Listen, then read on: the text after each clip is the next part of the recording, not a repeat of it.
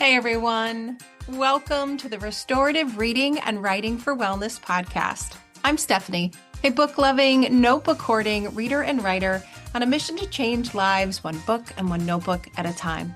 On this podcast, we explore the power of books and notebooks as tools for wellness.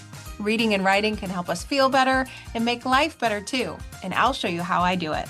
You'll find episodes exploring the research behind reading and writing for wellness, practical strategies to embrace your own restorative reading and writing, and you'll meet authors and special guests who help us take inspired actions in our own daily practices too. So grab a notebook and your TBR list and let's dive into today's episode. Hey everyone, welcome back to the Restorative Reading and Writing for Wellness podcast. I'm Stephanie Affinito, your host, here with another episode on how reading and writing can make life better. Now, if I'm being completely honest, I have been planning this episode for a couple of weeks. I'm really looking forward to finally sharing some ideas and opinions I have on a particular topic that seems to be running rampant on social media. So to cut right to the chase, today we're going to talk about this idea of a personal curriculum and what a personal curriculum is and why I think you need to create a book apothecary instead. Okay, so in 2026, this idea of a personal curriculum is really gaining traction. It is all over social media. It is all over my email inbox. It's all over my Substack newsletters that I subscribe to. And when I first heard about it, I thought, well, wait, personal curriculum, that's what I've been doing since 2020. I'm choosing a one-word theme. I'm reading and writing and learning into that theme and bringing it to life. I've been doing a personal curriculum for years. But I started to learn about it and explore it and dive into it, and I realized actually, no. I have not been doing a personal curriculum. A personal curriculum is something that is completely different. And I still want people to lean into a book apothecary instead. Now, both are very intentional, curated collections to spark something, right? And I'm going to go into those details of how they're different. And I thought this is the perfect thing to explore on the podcast so that I can wrap my head around what I think, and hopefully you'll share what you think too. So first off, what is a personal curriculum? If you haven't seen this yet, if you haven't heard it yet, a personal curriculum at its core is about personal learning. Now, I believe the first person to mention this is someone named Elizabeth Jean, who apparently went viral on TikTok for it. Now, since then, everybody's been going viral for it, but I believe that she was the first. And there was also a journalist named Ali Volpe who didn't say the phrase personal curriculum, but started saying we should take a semester-based approach to life and looking at our life in semesters like we did in school or in college and really embracing personal growth in whatever season we happen to be in. Those are the first two people that I've seen mention it at the very beginning, but since then, everybody's talking about it. One of the people that I really admire and I leaned into to explore this idea of a personal curriculum is the author of Tiny Experiments, the book actually that we just read as part of our Get Literate book club, Anne-Laure Lecomte. She is a neuroscientist and she knows her stuff, right? She knows the research. So I always love when I can learn the popular culture version of something and then the science behind it. And basically, this appeal to a personal curriculum, both in popular culture and from a neuroscientist and even a productivity specialist, is this: our brain craves learning. Our brain wants to learn new things. It wants to be challenged. It wants to go out of its comfort zone. That's how it learns. That's how it creates new synapses and new areas of our brain that light up. It doesn't do that with comfort and familiarity and routine. It does that when we change things up a bit. A personal curriculum helps us do that, right? It helps us think about what we want to learn or what we need to learn, I guess we could say, and it helps keep our brain sharp, Right? So think of the summer slide, right? In school. You're in school all year long, and then you go away for the summer, you have some fun, maybe you read, maybe you write, maybe you learn, maybe you don't. And often when you come back in the next September, teachers often lament about the summer slide. If you didn't keep your brain going, if you didn't keep your brain learning, then you had some remembering to do, some catching up, some acceleration to do in September in order to get back on track. This idea of a personal curriculum keeps that brain in that forward thinking kind of motion. It prevents the summer slide of adulthood, I guess we could say. And it embraces this idea of fresh starts. At any point, you can decide on a new personal curriculum for yourself, and your brain responds to that fresh start. It responds to those seasonal resets, whether it's a season of the calendar or just a season that you decide because you want to lean into a new phase. So, how do you do it? There's basically three steps. Now, these steps differ according to who you read on the internet, but if we go by the author of the Tiny Experiments method, which I appreciate, it's three simple steps. Okay, step one, choose a topic that you're curious about and you want to learn more about. Step two, create a set of learning materials, one book, one podcast episode, one long form video. Now, truthfully, you could create whatever resources you want. That is just her recommendation. But the idea is to have multiple sources and different kinds of media. And then step three is to create a homework assignment for yourself so that you're documenting your learning and you're collecting evidence of that learning. So maybe that's an essay.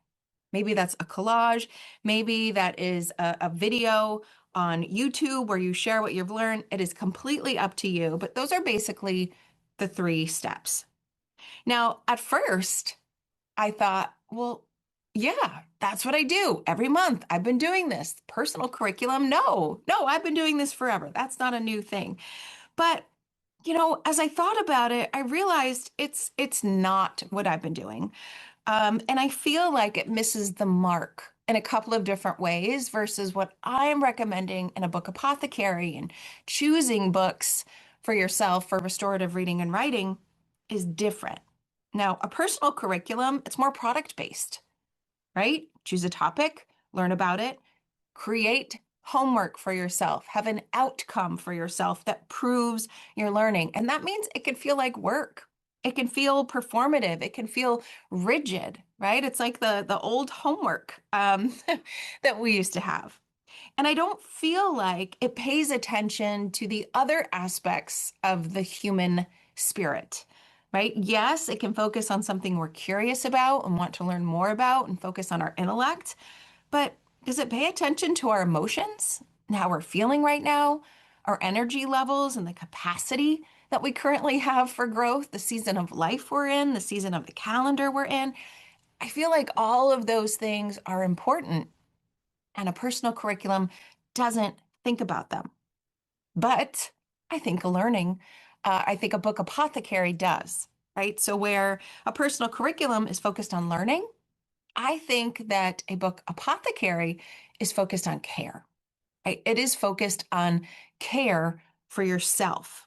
So, what is a book apothecary if you are new here? Well, a book apothecary is a collection of books, and this is my definition, by the way, that helps you be, feel, and do the things you want to be, feel, and do in this particular present season of life to help you grow through what you go through.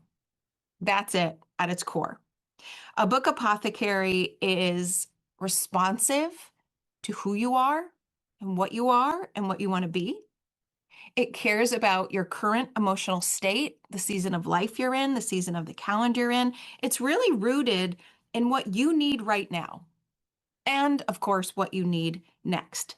Not what you want to learn or what you want to prove or what you want to showcase. It's what you need right now. And it supports you not just in an intellectual cognitive level like a personal curriculum, it supports you on a nervous system level. Because when you choose books to help you be, feel, and do what you want to be, feel, and do, you are literally calming your nervous system down. You're paving the way for new ways of thinking and growing at a cellular level, at this level of all those mirror neurons firing in your brain. And that means the book Apothecary is doing more than just feed your mind. It's feeding your mind, it's feeding your body, it's feeding your soul. And so I believe that we need to create book apothecaries so that we are tending to all sorts of all of the components that we have, right? So does it really matter? Yes, no. I'd like to offer this. We need different things in different seasons of life. Sometimes we need straightforward learning, and sometimes we need to support our nervous systems. Sometimes we need to dive into what our intellect needs, and sometimes we need to tap into the emotions. Sometimes we want to master something, progress in something, have an outcome in something. And other times we want restoration and we want presence and we want to let go of that hustle and we want to focus on wellness, right? Reading doesn't always have to make us smarter. It can just make us feel steadier. And so I'm not saying that a book apothecary is better than a personal curriculum. It just serves a completely different purpose.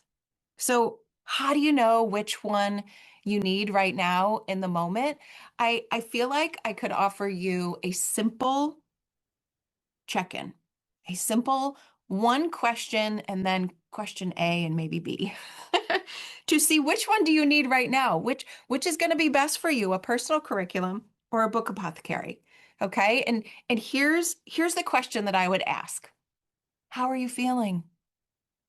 That's my question to you. How are you feeling right now? Your answer is going to determine, I think, what you need.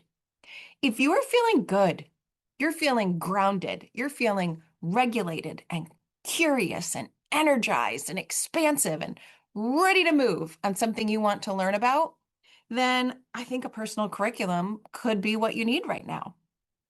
But if you are anything other than that, even if you are that too, but if you're especially anything other than that grounded, regulated, energized, ready to go feeling, maybe you're feeling tired or emotional or depleted or scattered or overwhelmed or all of the things, then I think a book apothecary may be more supportive of you in that moment, right? Or maybe you mix it up and maybe you do both of those things and you just create something that is a blended form of the two, which I'd argue is probably what all of us need, and we just go back and forth. So if I asked you that question right now, how are you feeling right now? How are you feeling? When you think of your answer, what do those feelings point to next for you? Do they point to a personal curriculum or do they point to a book apothecary? Now, here's the best part, everyone. Any reading and writing that you do is good for your brain, and it's good for your soul, and it's good for your body, and it's good for your health, and it's good for your sleep, and it's good for all the things. So you really can't get this wrong. Anytime you open a book, anytime you put pen to paper, you are making good choices for who you are on the inside as a human moving about in the world, right? So my recommendation is to ask yourself how you're feeling, see what resonates right now in the moment, and try it. See which one feels good to you. Maybe next month or in 3 months or in a different season of life, you'll have a completely different answer. And then you could try something else, right? This is what it's all about. It's checking in with how we feel. It's responding to how we feel. It's caring for ourselves with books and notebooks that are going to help us feel better. However, better is defined by us. That's what this work of restorative reading and writing is all about. And you know, I'm here. If you want help creating a book apothecary, I've got a couple of different ways that I could send some book recommendations your way. The first is my book postcard project. You can go to elitlife.com, click on free stuff, or go to the link in the show notes and Just answer a couple of questions about where you are right now, and I'll pop out a handwritten, personalized postcard that looks like a library card of the olden days, and it will arrive in your snail mail inbox. But I also have another way. I am starting a new segment on the podcast called Build Your Book Apothecary. This is where you can go further than the postcard and you can apply to be on the podcast, and we can have a little bibliotherapy session live. And you can tell me about you and where you are and what you want and what you need. And I, off the cuff, live, will start building your book apothecary with you so that you can see how this practice can really change the game. Now, if you don't want to go public or you want more, you can sign up with me and do a couple of coaching sessions, some bibliotherapy sessions in the privacy of a Zoom room, where I can send you a digital list of books after we're done. Or if you want, I'll send you the whole book box with all of the bling so that you can get started in your book apothecary too. There's something right for everyone, and I am so excited to keep moving in this idea of book apothecaries and shouting it from the rooftops so that people really understand that reading and writing can help us feel better and be better and just create the kind of life that we want that feels really good too. I'd love to know what you think about the differences, if you think there are any, between a personal curriculum and a book apothecary. So find me online, leave me some comments in the show notes, find me on Substack, send me a direct message on social media at AfinitoLit. Let me know what you think, and let me know what books I might be able to recommend for you right here, right now, as we use reading as an act of self-care. Thanks for listening, everyone. I'll see you in the next episode. Thanks for listening to today's episode of the Restorative Reading and Writing for Wellness podcast. You'll find links to all of the books, resources, and ideas mentioned in the show notes and at alitlife.com. And if you want more, you might like to join my Get Literate Substack community. There, you'll find additional inspiration for your reading and writing life, like bonus podcast episodes, book calendars, monthly book clubs, notebooking inspiration, live events, giveaways, and much more. It's only $5 a month, and you get instant access to all of the previous content too. You can learn more at getliterate.co. But there's one more thing. If you love what you listened to today, please take a moment to rate and review the podcast, or take a screenshot of the episode and text it to a friend. This helps the podcast grow and builds our bookish and notebookish community too. Thanks for listening, everyone.